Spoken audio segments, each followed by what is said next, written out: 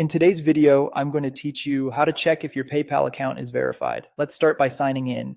On a computer, go to paypal.com, or on your phone, open the PayPal app. Log in with your email address and password. Take a moment to confirm you're on the official site and that your connection is secure.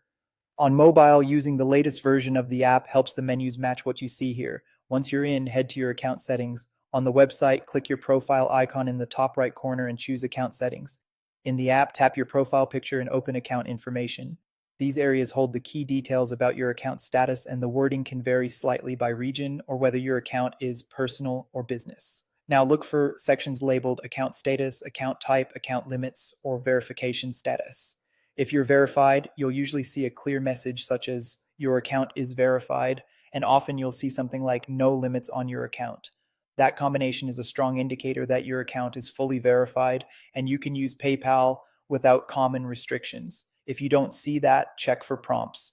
PayPal may highlight tasks like confirming your email address, verifying your identity, or linking and confirming a bank account or card. These messages mean your account still has limitations. Confirming your email proves you own the address you used to sign in. Identity verification helps PayPal keep the platform secure and compliant with financial regulations. Linking and confirming a payment method establishes a trusted funding source, which is required in many regions before you can send more than small amounts. If you want an extra check, you can test by starting a payment without completing it. Click or tap Send and Request, enter a small amount, and proceed until you see the review screen.